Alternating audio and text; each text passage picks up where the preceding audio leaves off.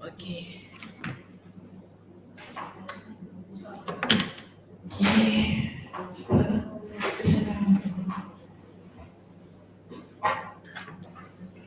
Okey, kita mulakan pengajian kita. Bismillahirrahmanirrahim. Alhamdulillah. Nahmaduhu wa nasta'inuhu wa nastaghfiruh. Wa na'udzu billahi min shururi anfusina wa min sayyiati a'malina. من يهده الله فلا مضل له ومن يضلله فلا هادي له واشهد ان لا اله الا الله وحده لا شريك له واشهد ان محمدا عبده ورسوله اما بعد رب اشرح لي صدري ويسر لي امري واحلل عقدة من لساني يفقهوا قولي ربي زدني علما وارزقني فهما اللهم انا نسالك علما نافعا ورزقا طيبا وعملا متقبلا. السلام عليكم ورحمة الله وبركاته. Okey, macam mana? Apa khabar semua? Sihat? Sihat. Cik tu memang tak ni memang betul-betul masuk isi. Masuk belum lulus, belum graduate lagi ya. Lama tak nampak dia. Cik tu. Apa dia? 3 minggu? 3 minggu ya? Okey, kita dah start kuliah 3 minggu. Sekali je ada. Okey dah, tak apa dah. Boleh nak cik lain pun dia tak ada kesempatan dia. Tak juga. Dekat NIE. Biasa pergi kan? Dekat tu biasa Sabtan pergi kan? Sabtan pergi kan? Dah kerja. Tak apalah ya, cik masuk JC biasa dah. Cik Ana dah graduate ni kan? Saya kontak habis dah Oh, dah habis kan? Tak nak jaga lagi, benar? Benar? Dia dah umur kan? Yelah, betul lah. Betul, mak saya pun cakap penat. Lagi mak saya jaga 3 cucu. Oh. Mak dia jaga 2 dah penat. Kan? Dia jaga 3. Itulah. Mereka menjadi budak-budak manjat sini. Okey, hari ni muka surat berapa?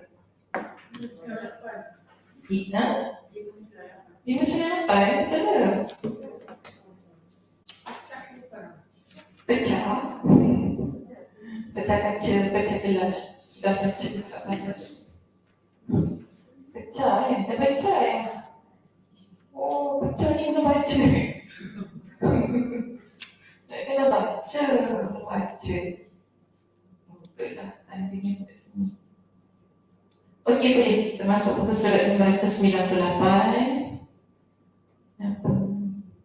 Muka surat 598, di situ kan, kita baca sikit tentang pecahnya, pecah maksudnya tercetus perang antara pasukan Aisyah dengan wakil Ali bin Abi Thalib di Basrah. Hukaim bin Jabalah yang berada dalam pasukan Osman bin Hunayf yang memicu pecahnya perang. Okay, Hukaim bin Jabalah, lihat nombor 1, siapakah dia? Iaitu Ibn Hajar menyebutkan biografinya dalam Al-Isabah jilid yang kedua muka surat 178 di bahagian ketiga, iaitu bahagian orang-orang yang hidup pada zaman Nabi namun tidak bertemu dengan Nabi. Jadi Hukaim bin Jabalah ini di kalangan mereka lah yang dia hidup pada zaman Nabi tapi dia tak jumpa dengan Nabi SAW. Ibn Hajar juga menukil perkataan Ibn Abdul Bar Aku tidak tahu ada satu pun riwayat ataupun kabar tu maksudnya hadisnya yang menunjukkan bahawa dia pernah bertemu dengan Rasulullah SAW.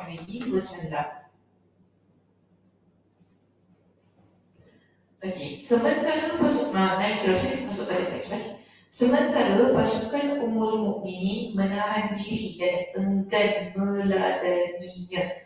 Jadi si Hukai bin Jabalah ni dia dah yang sibuk-sibuk nak perang dalam grup Osman bin Hunain. Osman bin Hunain ialah wakil haji dekat Basrah. Jadi Ummul Mukminin Aisyah dia sebenarnya tak nak lawan dengan kumpulan Hunain tadi, maknanya Osman bin Hunain. Jadi dia pun engganlah layan si Hukai bin Jabalah tu. Lalu Hukai tiba-tiba pergi serang. Inilah yang tak dapat dielakkan. Bila Hukai dia menyerang kumpulan Aisyah, takkan dia nak tengok je, betul tak? Mesti dah dekat situ kena serang balas. Okay? Jadi bila dia menyerang balas, disebutkan kedua pasukan saling berperang di mulut jalan, dekat tepi jalan lah. Aisyah menyuruh pasukannya agar menghindar ke kanan hingga mereka sampai di perkuburan Bani Nazir. Malam memisahkan antara kedua pasukan. Pada hari kedua, masing-masing pasukan keluar dengan tujuan untuk berperang. Mereka pun terlibat dalam pertempuran yang sengit sampai menjelang petang. Sampai menjelang petang hari. Orang ramai dari pasukan Osman bin Hunain banyak yang tewas, banyak yang mati dan banyak pula orang yang cedera dan luka-luka dari kedua belah pihak. Setelah letih berperang, kedua pasukan pun setuju berdamai. Hanya saja beberapa orang yang terlibat langsung dalam pembunuhan Osman dan para pendukung mereka telah menyelusup ke dalam pasukan. Jadi mereka yang terlibat dalam pembunuhan Osman ni, mereka masuk dalam bulan ini. Jadi untuk menyamarkanlah, orang tak tahu kan siapa yang bunuh dan sebagainya. Maka kita lihat jumlah mereka lebih kurang yang membunuh Osman ni, lebih kurang 300 orang yang dah nak masuk dalam bulan Osman bin Hunain. Jadi pemimpin mereka adalah Hukai bin Jabalah. Hukai bin Jabalah inilah yang menjadi leader bagi orang yang 300 orang yang telah membunuh Osman itu. Dia adalah salah seorang yang terlibat langsung dalam pembunuhan Osman. Mereka keluar dan berperang. Salah seorang lelaki menebas kaki Hukai bin Jabalah hingga putus. Jadi kaki Hukai bin Jabalah putus. Hukai merangkak lalu mengambil kakinya dan memukulkannya kepada lelaki yang telah menebasnya hingga kaki terbunuh. Kenapa? Apa yang kelakar? Dan kaki dia putus. Yang ambil, dia tak betul kaki dia tu. Ada orang yang terpaksa kan. Jadi kira win-win situation lah. Okay. Puas hati dia kan. Kalau putus kaki aku guna kaki aku bunuh kau macam tu. Bukan tewas dalam pertempuran tersebut bersama, tapi dia mati bukan ni. Dia walaupun kita kata tadi dia sempat dah ambil kaki dia, pukul orang yang tebas kaki dia kan. Tapi dia di sini dia mati dalam pertempuran tersebut bersama 70 orang yang membunuh Osman dan para penyokong mereka. Peristiwa ini terjadi pada 5 Rabiul Akhir tahun 36 Hijrah. Peristiwa ini disebut dengan Perang Jamal Sughra. Okay. Perang Jamal Sughra maknanya Perang Jamal kecil.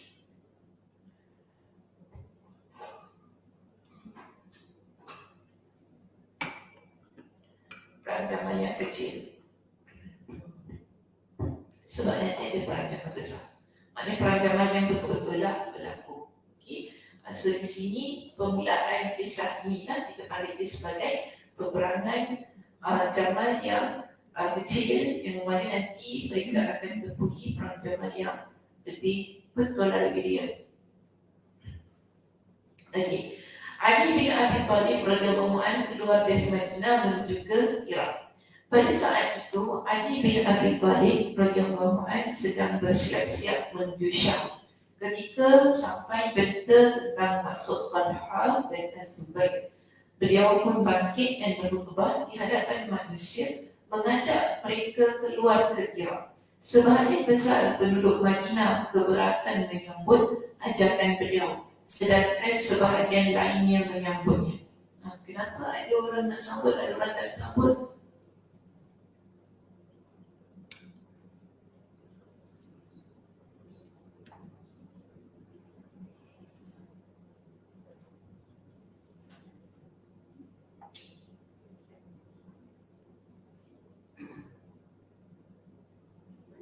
Senyap.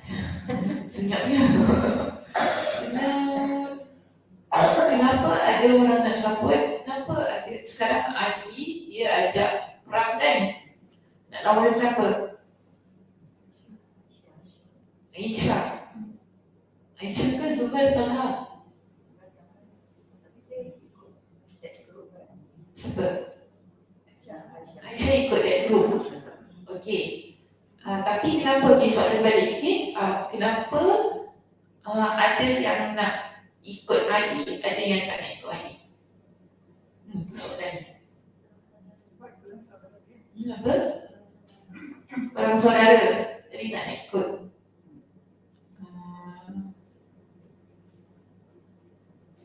Boleh? Jawapan tu boleh? Aisyah kan macam keluarga kan. Aisyah keluarga. Ali keluarga siapa? Aisyah dengan Aisyah dengan Ali adalah paling pertalian keluarga. Aisyah dengan Ali ada pertalian keluarga. Suara saya sakit kakak. Menantu dia kan. Menantu siapa? Menantu Aisyah. Okey, menantu Aisyah. Lepas tu? Jadi kan anak dengan mak dia anak kan orang sekarang perang jadi Anak nak kamu. kan. Oh, macam itu. Okey. Sekarang anak dengan mak gaduh, kan kita nak sokong. Dia macam itu.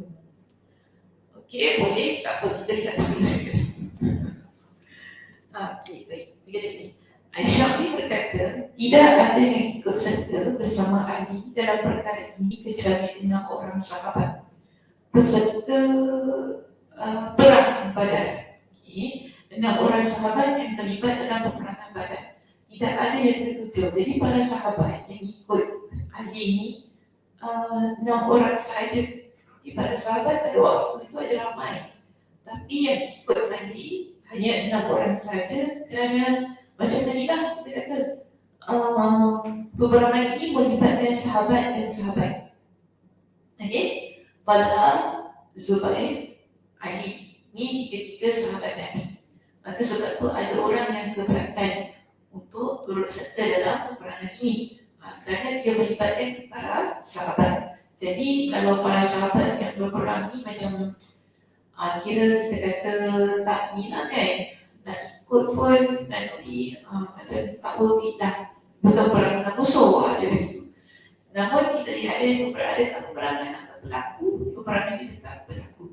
Baik, lihat sini. Ibn Jarir dan ulama lainnya menyebutkan di antara tokoh sahabat yang menyambut ajakan Ali adalah Abu Al-Haytham bin At-Tayhan, kemudian Abu Qatadah Al-Ansari, lagi Ziyad bin Hazara, lalu Khulaimah bin Thabit.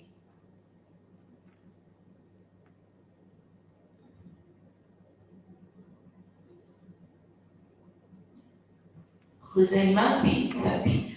Jadi mereka berkata dia bukanlah Khuzaimah yang bergelar pemilik 2 persaksian kerana dia wafat pada masa kekhalifahan Uthman radhiyallahu anhu. Nombor 3 kita baca nombor 3 di sini. Sekarang dia bincang tentang Khuzaimah bin Thabit. Dalam kitab kita kata dia ada pendapat yang kata dia ini bukanlah Huzaimah yang bergelar pemilik dua persaksian. Nombor 3 tu aku. Al-Khadir Al-Baghdadi dia mengoreksi perkataan ini dalam kitabnya Al-Muwaddih li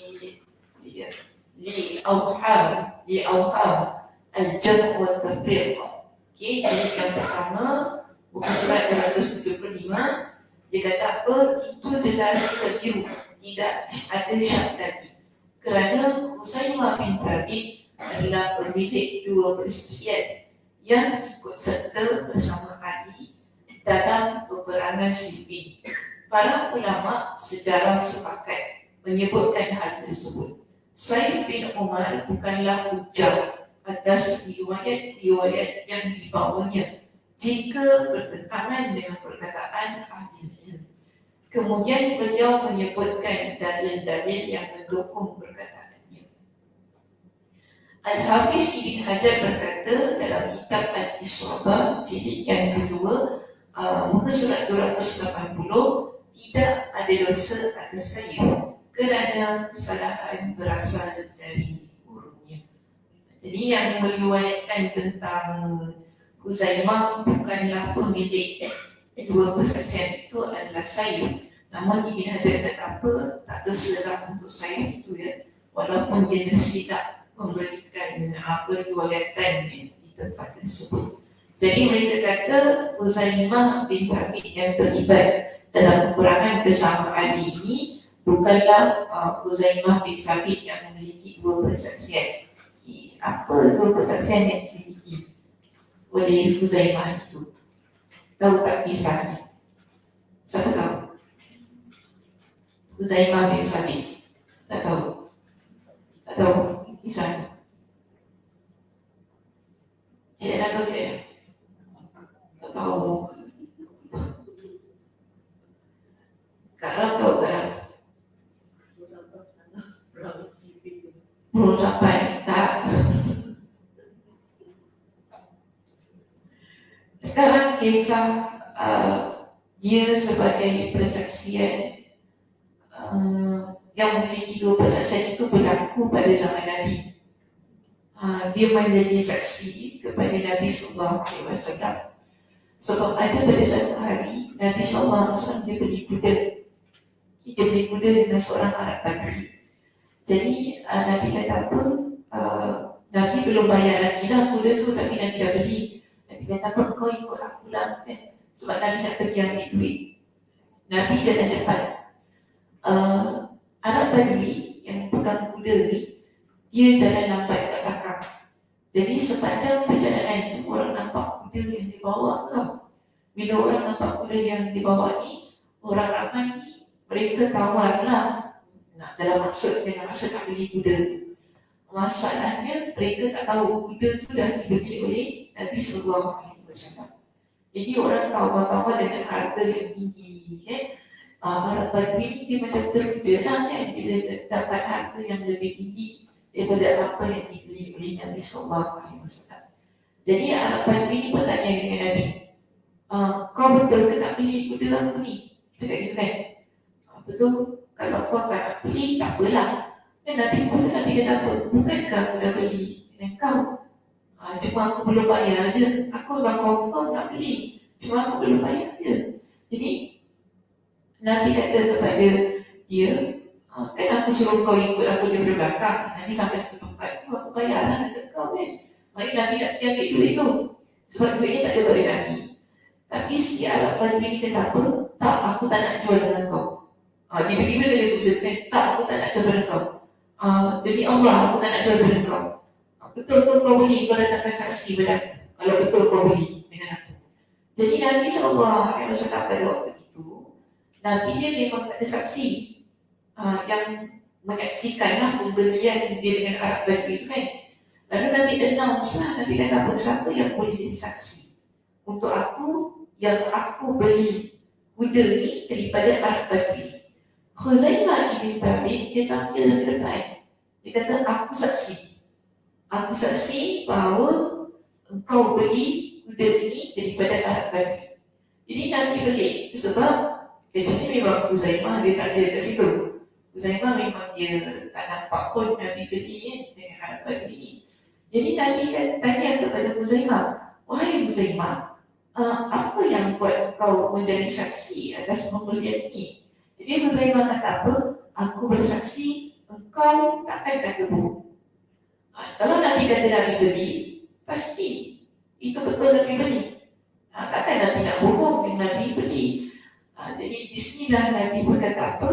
Wahai Huzaimah, engkau ini memiliki 2 orang persaksian. Maknanya jadi dalam agama kita, bila kita nak cari saksi, kita mesti ada 2 orang yang menjadi saksi. Okey, 2 orang yang menjadi saksi untuk menunjukkan bahawa peristiwa itu betul. Tapi sekarang yang ada saksi ialah Huzaimah.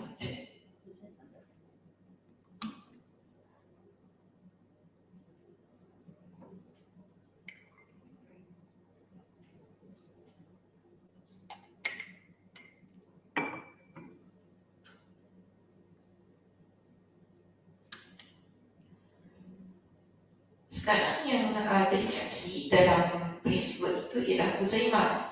Jadi tak ada lagi saksi yang kedua, betul tak? Namun di sini Nabi kata kepada Huzaimah, engkau adalah seorang lelaki yang seolah-olah dianggap sebagai lelaki yang memiliki 2 persaksian. Maknanya dengan kesaksian dia cukup bahawa Nabi tak perlukan kepada saksi yang kedua untuk support saksi dia. Jadi sebab itu Huzaimah bin Thabit dia dikenali sebagai sahabat yang memiliki 2 persaksian. Jadi dalam teks ini dia kata apa? Kan dia bukanlah yang bergelar pemilik 2 persaksian. Tapi dalam nota kaki menyatakan bahawa sebenarnya inilah Huzaimah tersebut yang memiliki 2 persaksian itu tadi. Okey? Itu kisahnya kenapa Huzaimah bin Thabit dia ni digelar sebagai lelaki yang memiliki 2 persaksian kerana dia bersaksi bahawa Nabi SAW lah yang telah membeli kuda tu kan. Cuma Nabi belum bayar lagi lah. Nabi tinggal nak pergi ambil duit Nabi SAW gitu. Jadi Arab Badui itulah yang salah. Dia lah sebenarnya yang tipu, bukan Nabi yang tipu kan. Sebab apa? Dia lihat ada orang yang menawarkan lebih. Sebab kita kalau dah jual barang, orang dah beli, kita tak boleh ambil barang tu, kita jual pada orang lain. Kerana kita nampak orang lain tawarkan lebih tinggi daripada kita. Ini larangan dalam agama. Okey, tak boleh buat begitu kerana menganiaya. Contoh kita dah jual baju, kan? Baju tu memanglah saya belum pakai lagi ataupun saya belum bayar. Tapi masa kawan menawar itu saya kata, confirm saya nak beli. Tiba-tiba ada satu kakak ni, dia nampak baju tu cantik. Kemudian baju tu tak ada lagi. Itu adalah stok yang ada. Yang si penjual ni dia memang letaklah dekat atas kaunter tu tau. Tapi kakak ni datang kata, cantik ya baju ni, siapa punya? Tak apalah, awak jual dia dengan saya. Macam awak jual dengan saya bayar double. Macam tu. Assalamualaikum. Saya bayar double, kan? Jadi kakak penjual ni kata apa? Okey, saya jual lah dengan awak sebab awak nak bayar double. Namun boleh ke buat kita? Tak boleh. Dalam agama kita tak boleh. Kita sebutkan sedikit. Jadi ada kita buat begitu. Jadi di sini sekarang ni Arab Badui ni dia menafikan yang Nabi beli. Masalahnya Nabi tak ada saksi. Jadi Huzaimah dia tampil di depan, dia kata betul Nabi beli. Tapi saya tak nampak. Cuma bagi dia ialah kerana Nabi tak mungkin cakap bohong. Itu saja kisahnya tentang 2 persaksian itu tadi. Okey, baik, seterusnya lihat sini. Ali bin Abi Thalib radhiyallahu anhu dia berangkat dari Madinah berjalan hingga tiba di Ar-Rabazah. Di Ar-Rabazah itu di mana? Nombor 1 lihat nota kaki itu salah satu tempat persinggahan bagi para jemaah haji dari Iraq. Abu Zar al-Ghifari radhiyallahu anhu bermukim dan wafat di tempat ini pada 32 Hijrah. Lokasinya terletak di sebelah timur Madinah, berjarak sekitar 100 mil apa? Miles. Ni bahasa Indonesia ni. Bahasa Arab, bahasa Inggeris banyak miles. Bahasa Melayu apa? Batu, okey. Jadi 100 batu jarak dia dengan Madinah lah, ke arah timur Madinah. Ni sebut dalam Mu'jam Al-Buldan. Baik, jadi sebagai wakil di Madinah, so bila Ali keluar daripada Madinah ni mesti ada wakil yang jaga. Tak boleh tinggalkan macam tu saja. Jadi sebab nanti apa-apa berlaku, siapa tak rujuk siapa. Maka di sini Ali dilantik siapa? Tammam bin Abbas. Manakala wakil di Makkah Kufam bin Abbas. Jadi dua-dua anak Abbas. Kufam bin Abbas. Kufam bin Abbas hari itu saya jumpa dia.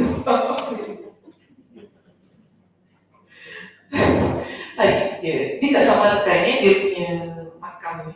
Kufam bin Abbas. Disamarkan. Jauh meninggal dunia. Kufam bin Abbas dekat Uzbek. Makam dia. Hari itu saya pergi ziarah makam Kufam bin Abbas di Samarkand, Uzbekistan. Jadi Tammam bin Abbas, Kufam bin Abbas ni adik-beradik tapi lain mak. Okey? Tammam bin Abbas anak kepada Abbas tapi mak dia Sabak nama mak dia, Rumiyah. Ummu Walad. Ini dia adalah anak kepada Ummu Walad, Rumiyah yang dipanggil sebagai Sabak. Tapi kalau Kufam bin Abbas lain. Oh, yes. Jadi Kufam bin Abbas dia anak kepada Lubabah binti Al-Harith. Bezanya, Lubabah ni isteri kepada Abbas. Tapi kalau Rumiyah dia adalah kita panggil sebagai hamba wanita yang dimiliki oleh Abbas. Jadi pada konteks itu hamba wanita ni dia boleh untuk bersama dengan pemiliknya pada waktu itu. Jadi sebab itu kita lihat di sini beza antara Kufam dengan Tammam. Yang bezanya ialah ibu mereka. Jadi satu isteri kepada Abbas, satu yang Tammam mak dia ialah hamba kepada Abbas. Jadi sebab itu dipanggil sebagai mak dia Ummu Walad. Nama di sini kita nampakkan ada beza daripada sudut credibility. Tammam siapa ni Ali letakkan dia sebagai wakil di Madinah, Kufam diletakkan sebagai wakil di Makkah. Baik, peristiwa ini terjadi pada akhir bulan Rabiul Akhir 36 Hijrah. Ali keluar dari Madinah dengan membawa 900 pasukan. Okey. Abdullah bin Salam radhiyallahu anhu dia bertemu dengan Ali radhiyallahu anhu di Ar-Rabazah. Jadi sampai di Ar-Rabazah bertemu dengan Abdullah bin Salam. Berpapasan ni maksudnya kita panggil sebagai terserempak dengan Ali radhiyallahu anhu. Dia memegang tali kekang untanya dan berkata, "Wahai Amirul Mukminin, janganlah keluar dari Madinah. Demi Allah, jika anda keluar dari Madinah, anda tidak akan kembali ke Madinah dan pusat kekuasaan kaum muslimin tidak akan kembali ke sana selama-lamanya." Jadi ini pesanan siapa nama? Abdullah bin Salam kepada Ali radhiyallahu anhu. Dia kata jangan keluar Madinah. Kan maknanya jangan pergi mana? Sekarang Ali nak pergi mana ni? Iraq. Okay. Jadi dia kata jangan pergi Iraq pula. Kalau dia pergi, bimbang nanti dia tak kembali ke Madinah. Okey, sebab nanti mungkin berlaku peperangan, kemudian dia mati dalam peperangan itu. Seterusnya dia kata apa? Dan pusat kekuasaan kaum muslimin tidak akan kembali ke sana selama-lamanya. Sebab nanti pun kita akan nampak pusat kekuasaan orang Islam ni dah berpindah daripada Madinah ke Syam. Nanti nampak macam itulah ada pemindahan kuasa dan sebagainya.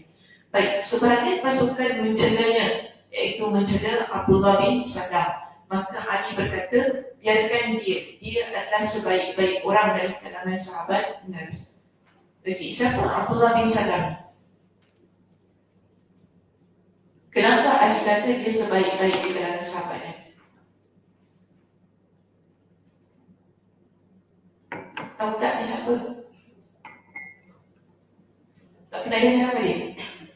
Sebelum ni tak pernah. Kalau bukan baca buku ni, buku lain tak pernah baca nama dia. Dekat buku lain tak pernah baca? Ataupun baca hadis Nabi ke? Seorang pun tak pernah.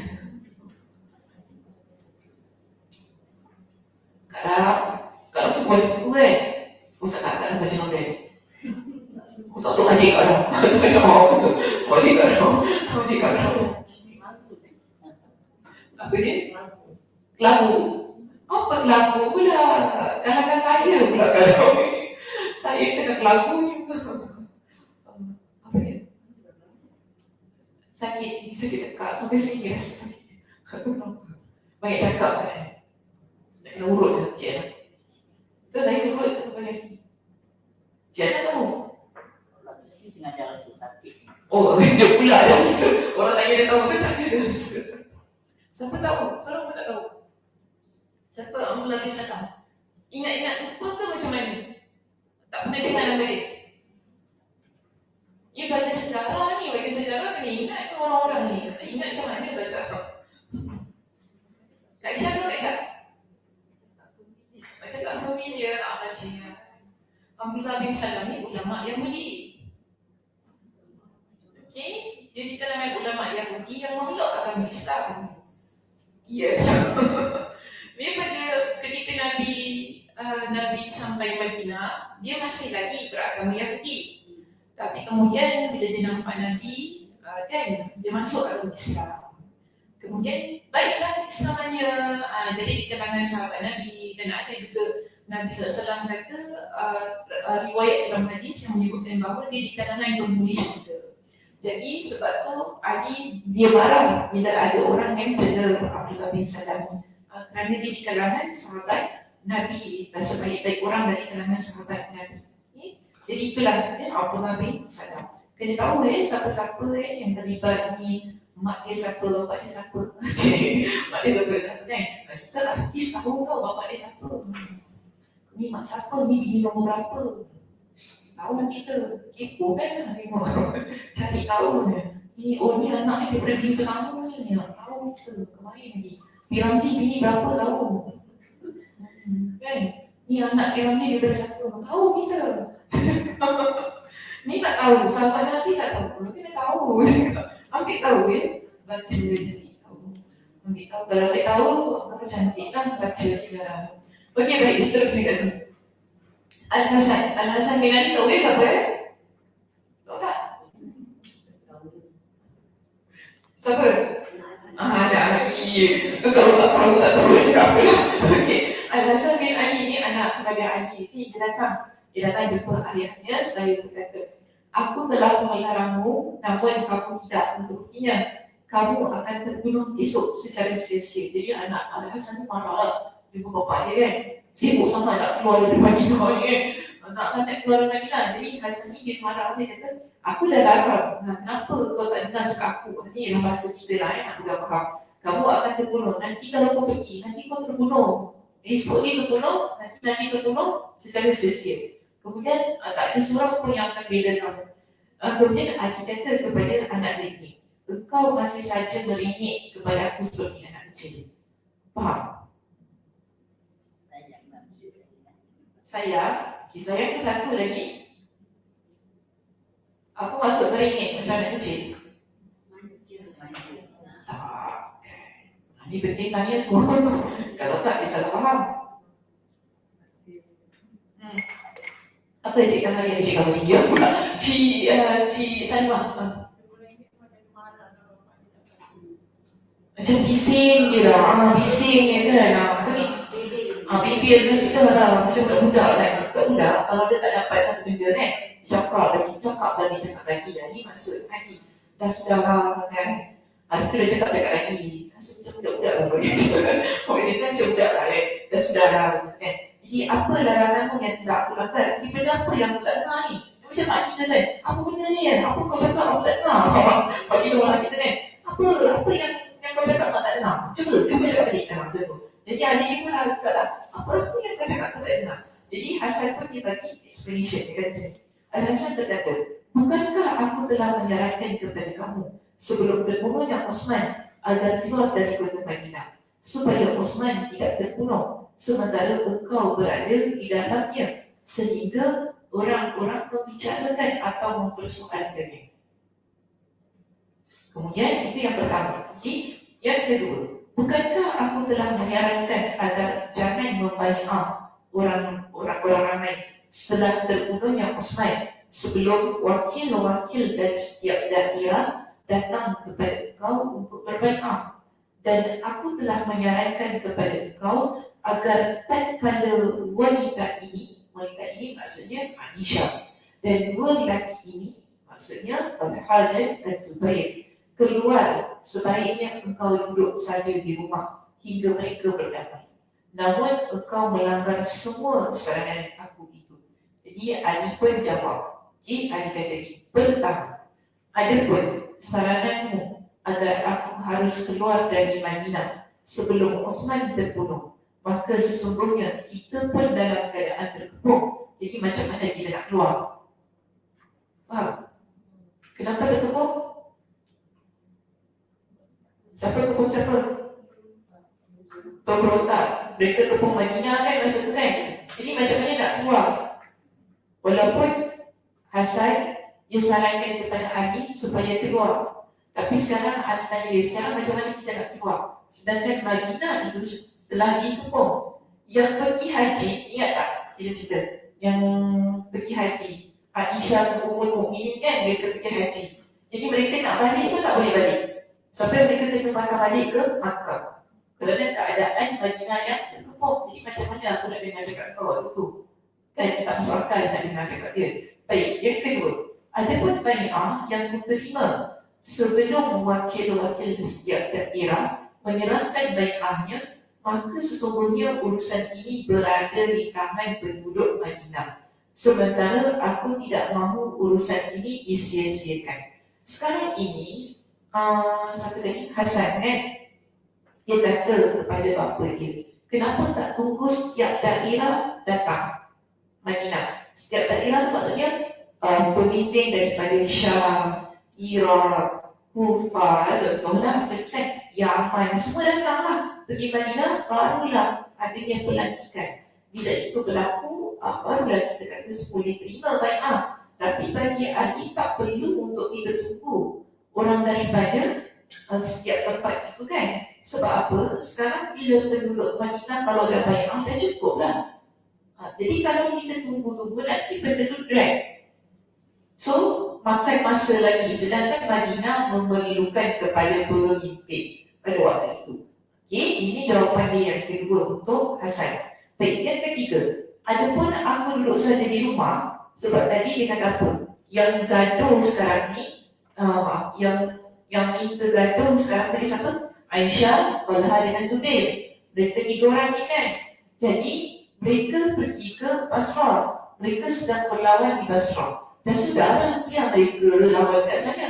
Tunggu mereka damai dulu kan. Jadi Ali ni duduk diam-diam dekat Madinah. Ini saran anak dia. Tapi Ali tak setuju. Ali kata apa? Kalau aku duduk diam-diam kat rumah, maka sesungguhnya mereka telah pergi ke tempat tujuan mereka.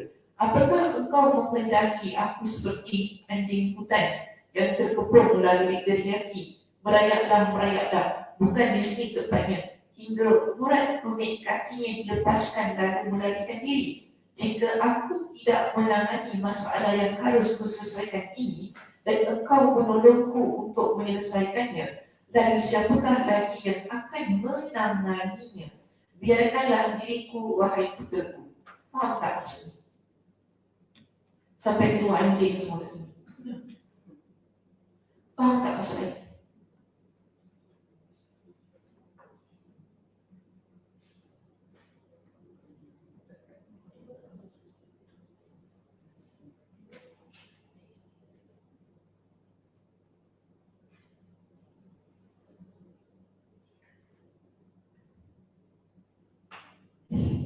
Memang Kak Aisyah nak cakap apa? Lama ni fikir. Kak Aisyah ada ni kerja nak cakap. Barang sebab dah panggil tak ada.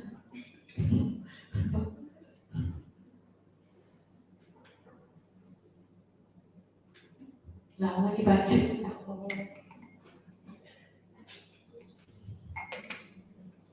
Air dah habis dah cakap. Kadang boleh cakap. Tak apa. Yang penting tak nak cakap. Okey kan? Ni kan aku suka ni. Alah. Okey kan? Asalnya masa suruh bapak tu suruh keluar. Tapi sekarang dia keluar. Jadi dia cakap, kalau Ali cakap, kalau dia di rumah, orang yang tunggu tak ni dah pergi keluar. Tujuan dia. Jadi dia ibarat diri dia seperti anjing yang kat rumah dan dia kekepung. Anjing kat rumah kat kepung. Bukan budak dia, aku seperti anjing. Dia seperti ibarat dia seperti anjing yang dikepung. Okey.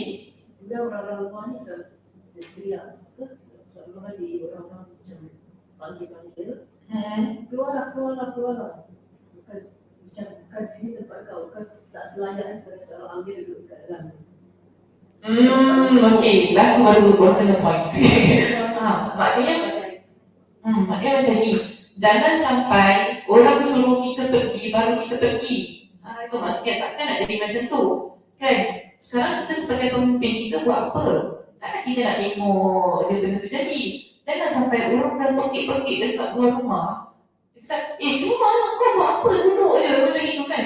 Kan lagi mengaib kan? Sebagai pemimpin tu tak? Jadi Ali kata, daripada nanti kalau dia duduk rumah, orang ramai dah memberontak luar kan? Kenapa tak buat sesuatu? Lagilah itu perkara yang membahayakan. Pada waktu itu, siapa yang nak menangani nanti? Bukankah perkara itu akan lebih memburukkan keadaan? Kalau dia cuma duduk rumah, tengok apa nak jadi, di situ akan kuranglah kredibiliti kepimimpinannya di mata rakyat kalau itu berlaku. Jadi ini yang Ali beritahu kepada anak dia Hasan. Kalau kita dah sudah lah dalam hari ini bising. Bising lah kalau ni lah. Kalau sebab tu kita ni dengan mak kita pun kadang-kadang mak kita katakan jangan bising-bising. Sebab apa? Mak kita makan garam lebih dulu daripada kita. Dia tahu apa dia buat. Selalu mereka lah. Kau jangan bising-bising, aku tahu lah aku buat apa. Mak tahu mak buat apa. Dan jangan bising-bising. Kau diam-diam sudah aku tahu. Ini macam itu keadaannya. Jadi inilah sebenarnya yang disebut Ali radhiyallahu anhu beritahu kepada Al-Hasan. Okey, settle. Dia kata, biarkanlah aku wahai putera aku. Setelah mendengar aksi yang dilakukan oleh mereka di Basrah. Aksi itu maksudnya Ali dah dengar dah berlaku pertempuran dengan perang Jabal Sughra tu kan. Tadi antara Aisyah dengan Uthman bin Hunayf. Actually Uthman bin Hunayf dia tak nak lawan.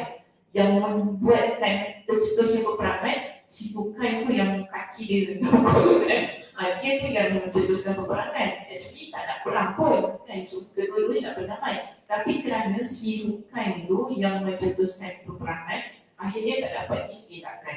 Jadi bila Ali dengar peristiwa itu, Ali pun tulis surat kepada penduduk Kufah dan mengutus Muhammad bin Abi Bakar dan Muhammad bin Ja'far.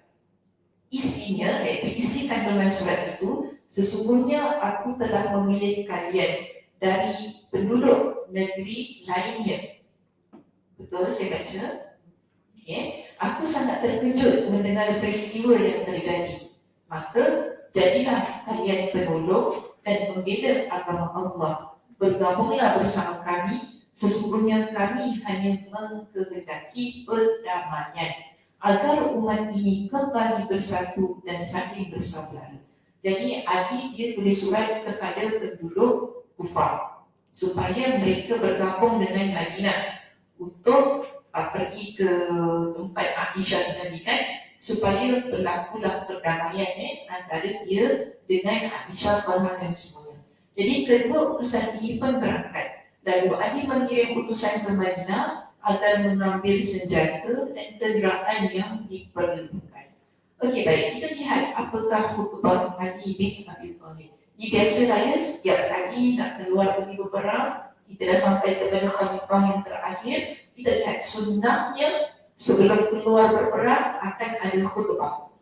Okey, khutbah akan disampaikan untuk mengingatkan kepada para tentera, kepada Allah, untuk berikan motivasi, untuk ingatkan tentang niat, untuk ingatkan tentang akhirat.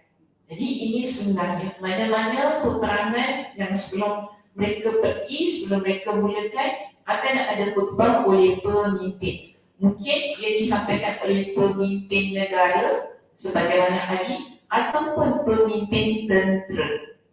Jadi sekarang Ali dia mengetuai ketenteraan ini, maka sebab itu dia pun sebagai pemimpin negara dia menyampaikan khutbah tersebut. Baik, Ali berdiri di tengah kerumunan manusia dan menyampaikan khutbahnya.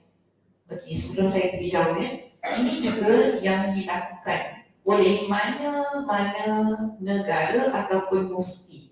Kita kalau ada apa-apa berlaku, mufti akan keluarkan kenyataan kan. Kita tak panggil khutbah untuk hari ini, tapi kita panggil sebagai statement from mufti untuk meleraikan keadaan. Jadi sunnahnya di sini kita ambil.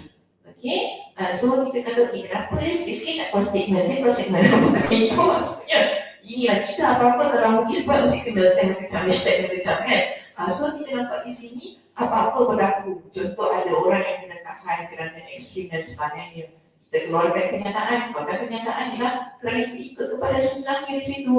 Apa mufti tak boleh diam. Kalau dia diam, nanti orang kata macam Ali tadi. Kan? Anjing dah suruh, dah kena bongbong tu kan, baru nak keluar macam tu. Dia tak begitu. Sebelum orang suruh, kita buat dulu. Okay? So ini sunnahnya. Apa-apa yang berlaku dalam negara, dalam kerajaan yang dipimpin, ada badan agama Islam, perlu keluarkan kenyataan, kita keluarkan kenyataan. Jadi kalau pada zaman sahabat, kita bagi dia khutbah. Zaman sekarang kita bagi kenyataan rasmi. Okay? Official statement daripada badan yang berwajib atau badan yang diketuai oleh mufti. Baik, seterusnya kita lihat di sini. Jadi Ali berdiri di tengah kerumunan manusia dan menyampaikan khutbahnya. Sesungguhnya Allah telah memuliakan kita dengan Islam dan mengangkat derajat kita dengannya. Okey, itu poin yang pertama pada pagi ini. Apa maksudnya? Allah telah memuliakan kita dengan Islam dan mengangkat darjat kita dengannya. Bagaimana Islam itu memuliakan kita? Ataupun kalau ikut konteks khutbah Ali ini, bagaimana Islam itu telah memuliakan Ali dan seluruh orang yang ada di Madinah pada waktu itu? Kenapa itu menjadi statement yang pertama daripada Ali sebelum dia pergi kepada statement-statement yang sebelumnya?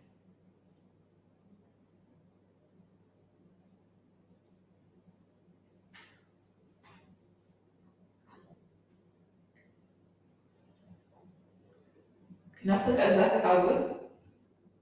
Ada yang lucu di minda anda? Boleh suarakan?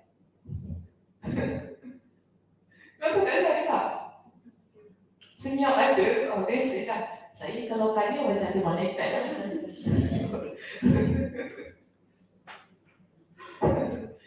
Cuba kalau duduk dekat salam, semua cakap.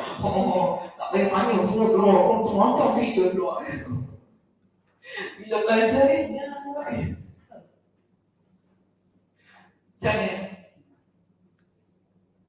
Okay, tengok Ali katakan, Allah telah memuliakan kita dengan Islam dan mengangkat derajat kita dengannya.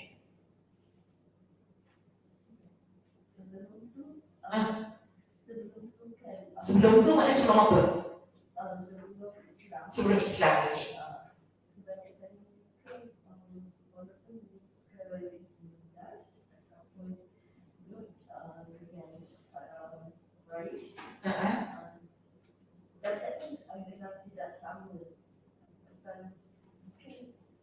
Tapi setelah Islam mereka setelah setelah segala perang dan mereka telah dinaikkan darjat dan sehingga mereka dapat menguasai kaum Quraisy. Okey. Dan itu membuat sebelum Islam mereka tertindas, kemudian berlaku banyak perluasan. Setelah Islam berlaku banyak perluasan wilayah, kemudian ia menaikkan mereka, akhirnya mereka dapat menguasai Quraisy dan seluruh dunia, seluruh tempat Jazirah Arab. Pada mereka kerana kekuatan dan kekuasaan yang mereka miliki. Okey, itu boleh cuma jauh sangat Kak Has. Boleh, actually boleh. Cuma poin yang paling umum, paling mudah kita lihat begini. Sebelum Islam, kita panggil mereka apa? Masyarakat jahiliyah. Orang yang jahil berada dalam kegelapan. Okey? Tidak berada dalam keadaan keimanan. Mereka menjadi penyembah berhala.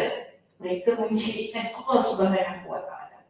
Setelah mereka memeluk agama Islam itu mengeluarkan mereka daripada kejahilan kepada cahaya keimanan.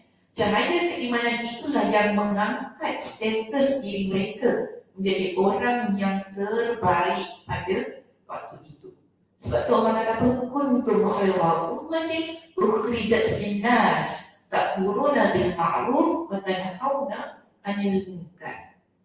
Okey, kalian adalah sebaik-baik umat yang dikeluarkan kepada manusia untuk mengajak kepada kebaikan dan mencegah dari kemungkaran.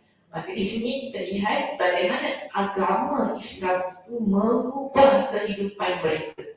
Kerana satu kita nampak begini, bila memeluk agama Islam tidak membezakan status antara satu dan yang lain.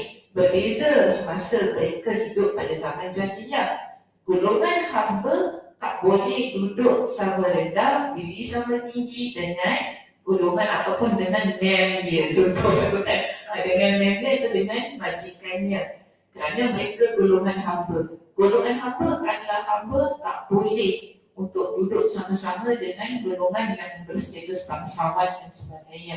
Jadi mereka sentiasa dianiaya, mereka dipandang rendah. Namun bila Islam hadir, Islam melihat semua manusia adalah sama, yang membezakan adalah ketakwaan kita kepada Allah. Kedua, kita lihat, bila Islam itu datang, Islam ini dianuti oleh ramai orang. Pada waktu itu sebelum Islam, wanita dianggap sebagai barang permainan. Tapi bila Islam itu hadir, Islam mengangkat martabat wanita sehingga kita nampak Aisyah sendiri boleh pergi ke medan perang. Nampak ya bagaimana Islam itu mengangkat status seseorang wanita sehingga tidak membezakan daripada sudut kelayakan ataupun daripada sudut kredibiliti untuk mahir dalam satu bidang. Dan Islam ini paling penting, ia menjadikan mereka orang yang hatinya hidup untuk Allah. Bukan hidup untuk keduniaan, tapi hidup untuk akhirat. Sebab tu kita mulia kerana kita ingat pada akhirat. Okey, inilah poin yang pertama yang Ali ingatkan kepada tenteranya sebelum pergi ke medan perang. Okey, seterusnya kita lihat di situ. Dan Allah telah menjadikan kita bersaudara setelah kita hina, mengerti, saling berbenci dan saling menjauhi. Maknanya semua sama. Dulu macam mana? Dia ada kaitan dengan poin yang pertama tadi. Dulu macam mana? Bagaimana mereka hidup sebelum Islam? Dia tak campur lah. Tak boleh sama status. Okey, lagi pandang hina. Kenapa kena pandang hina?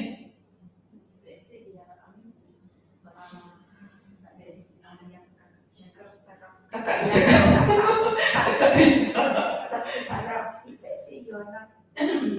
Bukan golongan bangsawan, so you cannot be with them. So, you are poor, you have to be with the poor people. Okey, so itu maksud kita hina. Okey, baik. Minority? Adakah mereka minoriti? Tak.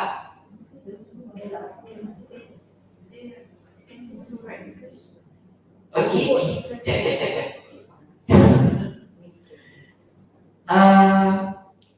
Setelah Islam, okey, Allah angkat derajat kita kan?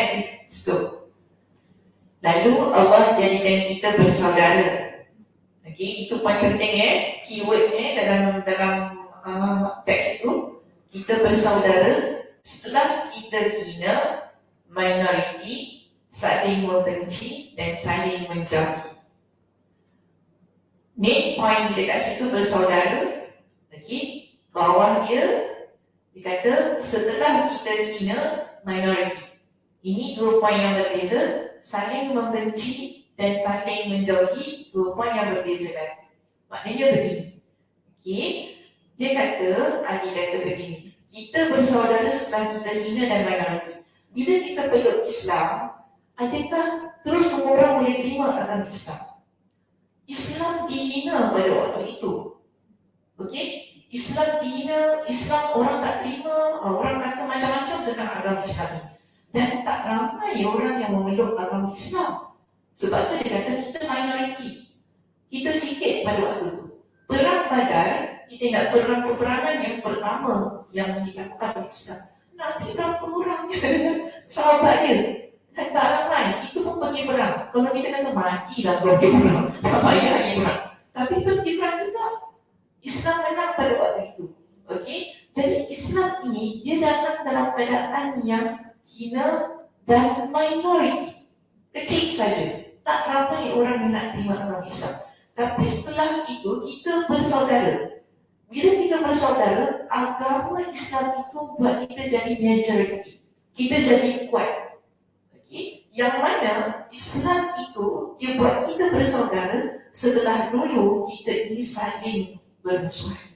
Kerana sebelum Islam, sebelum Islam, masyarakat pada waktu itu mereka tak boleh kena sikit. Mereka ni saling rasa kita kuat. Okay, walaupun kita kata di kalangan hamba, di kalangan hamba pun dia ada politik dia juga lah kan. Siapa kuat, siapa yang lemah pada waktu itu. Jadi mereka ada asobiyah. Apa tak asobiyah? Sifat perkauman yang begitu kuat. Okey, kita clan ini dengan clan ini, kaum ni tak boleh campur. Kita kuat dan kalau bergaduh, kaum ini walaupun dia salah, kaum ini akan mempertahankan kaum dia. Walaupun dia salah, bermati-matian. Itu yang boleh menyebabkan berlakunya peperangan walaupun isunya kecil. Tapi bila Islam itu hadir, peperangan sebenarnya dia tak berlaku antara orang kerana isu yang kecil. Okay, antara mereka ataupun pembunuhan, permusuhan. Kerana Islam ini adalah agama yang salam, agama yang aman. Kita promotkan keamanan kepada semua orang yang menjadi penganutnya. So, sesiapa yang menjadi penganut agama Islam, mereka ini dilarang untuk bermusuhan. Sebab itu Nabi ingatkan kita, al-muslimu akhul muslim. Seorang muslim dia adalah saudara kepada muslimnya yang lain. La yakhunuhu. Kita dengan saudara kita muslim yang lain, walaupun kita tidak ada ikatan persaudaraan, maknanya ikatan darah, kita tak blood. Kita tak ada ikatan darah, maknanya bukan family members kita. Tapi Nabi ingatkan kita adalah bersaudara. La yakhunu, kita tak boleh untuk mengkhianati saudara kita. Wala yakzibu, tak boleh untuk kita mendustakan saudara kita. Wala yakhzulu, tak boleh untuk kita biarkan. Tak kisahlah nak jadi apa dengan dia, aku pilih apa, bukan saudara aku. Macam itu kan. Dia nak makan ke tak makan ke, dia masalah. Dia tak boleh. Kerana kita sesama muslim adalah bersaudara. Itu yang buat kita jadi kuat. Atas dasar persaudaraan dan perdamaian yang ada antara kita. Okey, ini sebenarnya yang cuba diingatkan oleh Ali kepada semua. Ingat kita bersaudara. Dulu kita selalu musuh, kita selalu gaduh.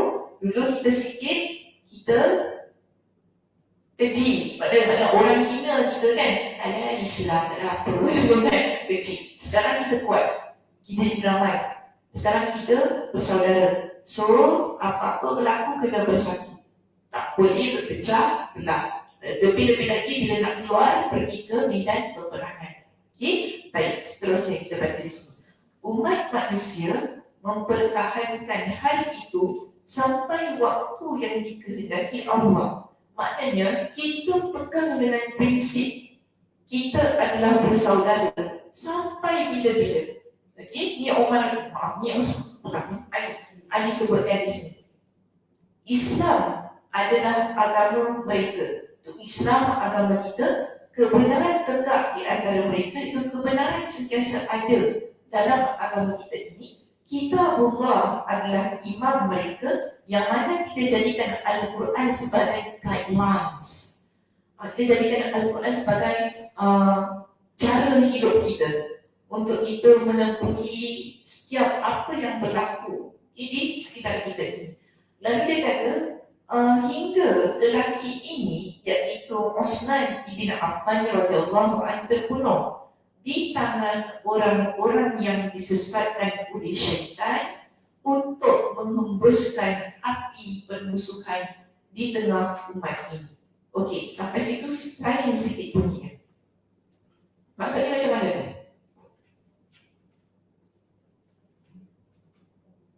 Sekarang nak perang kan? Perang siapa dengan siapa tadi? Saya ingat tadi. Ali, Talha, Zubair, Aisyah. Ini persaudaraan semuanya di kalangan sahabat. Mula-mula Ali ingatkan kepada kita tentang persaudaraan, tentang dulu hina, kemudian tentang dulu minoriti. So dulu kita banyak gaduh dan sebagainya. Tapi akhirnya bila kita memeluk agama Islam, kita berpegang teguh atas prinsip persaudaraan sampai kita tak pernah bergaduh, tak pernah ada perang saudara sampai dah Utsman terbunuh. Ini maksud lagi. Hingga lelaki ini terbunuh, yang mana dia dibunuh oleh musuh yang sengaja meniupkan api. Okey, itu setan lah. Setan ni sengaja meniupkan api sehingga kita sanggup untuk berbalas membunuh sesama sendiri. Sedangkan daripada sejak zaman Nabi hinggalah pada zaman Utsman itu, kita sesama Muslim, kita tak ada pun nak perang sampai macam ni sekali. Tapi bila sampai ke zaman dia, tiba-tiba Ali nak fight dengan Talha, dengan Zubair, dengan Aisyah. So ini satu benda yang dia kata, tak pernah berlaku, tiba-tiba dia nak berlaku. Sejak bila pembunuhan Utsman itu. Okey, baik. Lalu Ali kata begini, satu peringatan lagi kepada mereka semua. Ketahuilah, umat ini pasti berselisih sebagaimana perselisihan yang menimpa umat-umat sebelumnya. Kita nak kata macam inilah, sedangkan lidah lagi tergigit. Itu biasa. Kita nak gaduh kan sama kita tu biasa. Macam kita kawan-kawan, kita tak kata kita akan baik or duit. Kita mesti ada sisi faham. Kan? Kita mesti ada gaduh, kecil hati, kan? Ada besar hati lah. Besar hati pun ada juga kan, orang kan kecil hati, besar hati, masam muka, itu biasa. Jadi Ali kata, perselisihan memang pasti berlaku. Kalau kita dengan jumlah kumpulan yang kecil kita boleh bergaduh, kita boleh bersisi faham, apatah lagi dalam masyarakat. Betul tak? Kita dalam masyarakat mesti ada yang pro sana, pro sini, dia berbeza pendapat apa, akhirnya gaduh dan sebagainya kan. Jadi macam tak boleh nak duduk sama-sama, itu biasa. Okey, itu biasa berlaku dalam masyarakat dan kita juga. Lalu Ali kata, kita berlindung kepada Allah dari keburukan yang akan terjadi.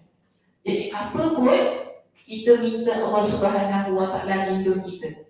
Dalam keadaan kita gaduh-gaduh kan, kita minta supaya Allah lindungi kita daripada keburukan yang timbul daripada perselisihan faham itu.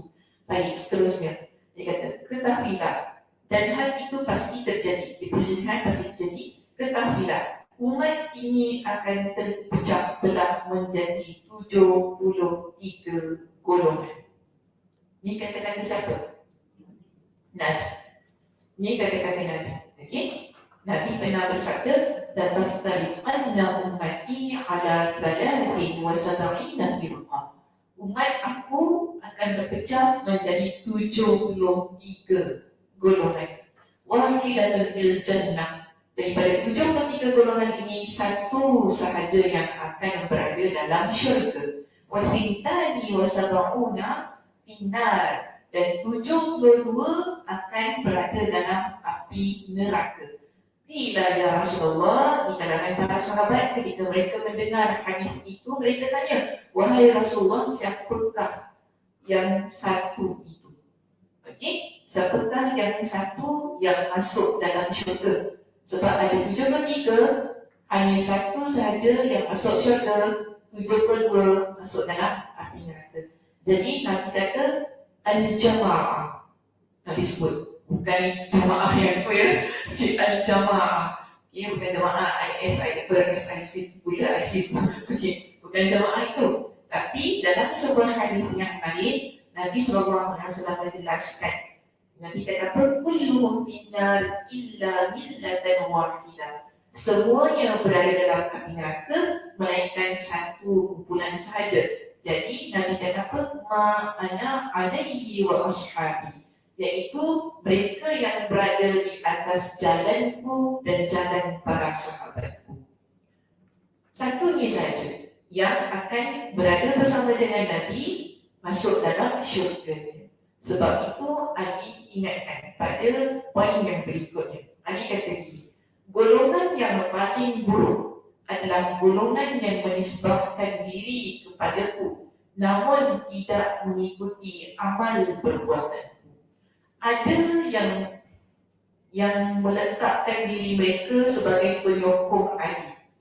Kan? Dalam kisah yang kita dah belajar ni, kita banyak baca mereka ni ramai yang support Ali. Sebab tu mereka nak Ali jadi khalifah.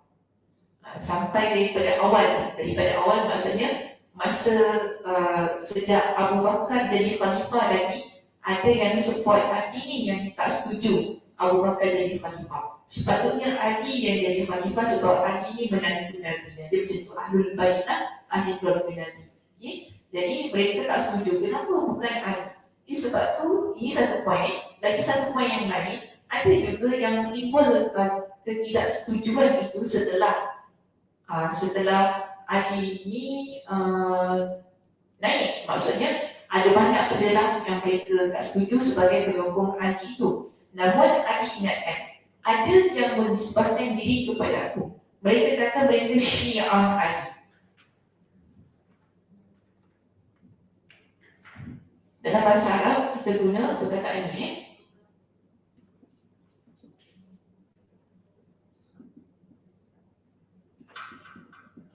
Syiah ni maksudnya kumpulan. Jadi ini yang kita bagi sebagai mereka menisbahkan kumpulan ini dengan nama Ali. Tapi Ali kata apa? Amal perbuatan mereka tak ikut sebagaimana Ali. Amal perbuatannya tak sama sebagaimana Ali.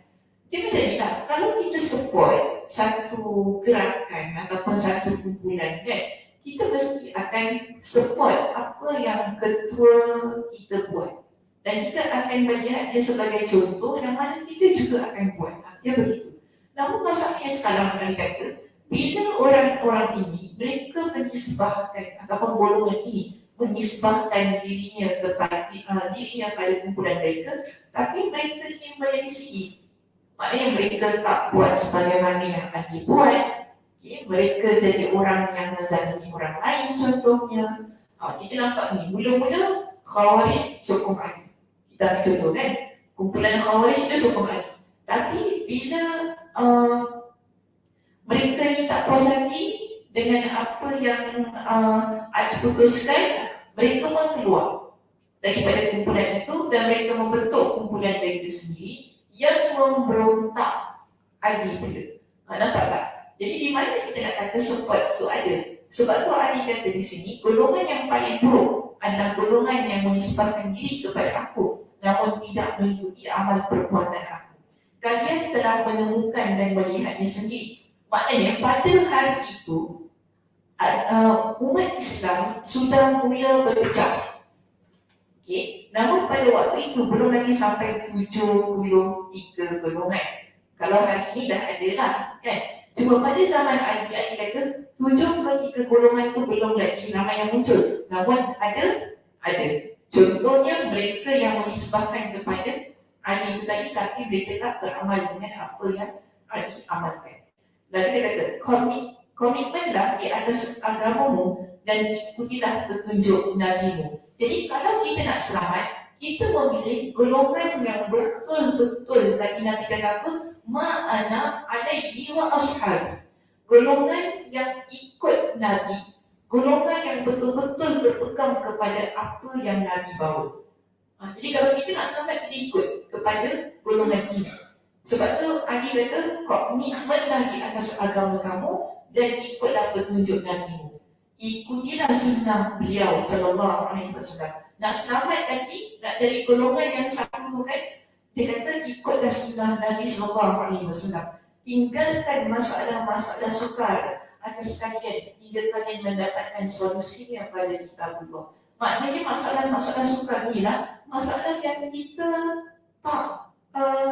tak sure, kita tak confirm. Okey? Jadi sekarang ni kalau benda tu dia tak ada, kita tak ada kepentingan untuk sibukkan diri kita, tinggalkan. Sebab ada orang yang lebih ahli dan lebih pakar yang boleh selesaikan, supaya kita tak keluarkan kenyataan yang menyesatkan, supaya kita tak keluarkan kenyataan yang salah. Nanti dia boleh menimbulkan huru-hara di kalangan masyarakat. Jadi kalau kita boleh diam, itu lebih baik, tinggalkan sampailah urusan itu dapat dikonfirmkan, dapat disettlekan, menerusi kita berbuah itu tadi. Baik, seterusnya, ambillah perkara-perkara yang diakui dalam Al-Quran. Sedangkan perkara-perkara yang ditolak, maka tolaklah. Jadi apa-apa yang ada dalam Al-Quran kita ambil. Apa-apa yang ditolak tu maksudnya Allah kata ini haram, Allah kata ini masuk neraka, Allah kata ini dapat azab, kita tinggalkan. Kita akan selamat. Kemudian dia ingatkan di sini, redailah Allah sebagai Rabb kalian, Islam sebagai agama kalian, Muhammad sebagai Nabi kalian, dan Al-Quran sebagai hakim dan imam kalian. Bila kita redha, inilah yang akan menjadikan kita sebagai penghuni syurga. Sebab itu dalam sebuah hadis yang lain, Nabi sallallahu alaihi wasallam menyebutkan, man radiya billahi rabba wa bil islami dina wa bi Muhammadin nabiyya wajabat lahul jannah. Siapa yang mereda Allah itu sebagai Tuhannya, siapa yang mereda Islam sebagai agamanya dan Muhammad sebagai nabinya, maka wajib bagi dia ataupun layak bagi dia dengan syurga. Dalam hadis yang lain, tadi hadis riwayat Imam Muslim, dalam hadis riwayat Imam Abu Dawud dengan sanad yang sahih, Nabi kata apa? Man qala, siapa yang ucapkan bahawa dia itu redha Islam, Allah sebagai Tuhannya, Islam sebagai agamanya, dan Nabi sebagai Muhammad sebagai nabinya, maka orang itu juga layak untuk mendapatkan syurga Allah. Sebab itu Ali dia tutup, dia tutup khutbahnya dengan raditu billahi rabban wa bil islami dina wa bi Muhammadin nabiyya. Dia tambah kat belakang tu tadi kan dengan Al-Quran sebagai kitabullah yang kita ikut dan kita jadikan dia sebagai panduan untuk kita menjalani kehidupan kita. Okey, itu sahaja perbincangan kita pada pagi ini. Terima kasih atas perhatiannya. Mudah-mudahan Allah Subhanahu wa taala merahmati. Ada apa soalan sebelum itu?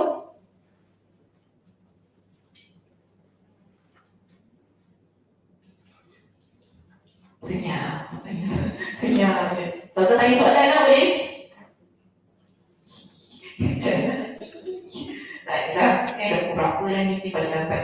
Okey, itu sahaja perbincangan kita. Terima kasih atas perhatiannya. Mudah-mudahan Allah Subhanahu wa taala memberikan kekuatan motivasi diri yang tinggi untuk terus-terusannya beramal dengan apa yang telah kita pelajari dan memahami juga apa yang telah kita pelajari. Saya tutup dengan tasbih kafarah, subhanakallahumma wa bihamdika, asyhadu an la ilaha illa anta, astaghfiruka wa atubu ilaik. Assalamualaikum warahmatullahi wabarakatuh.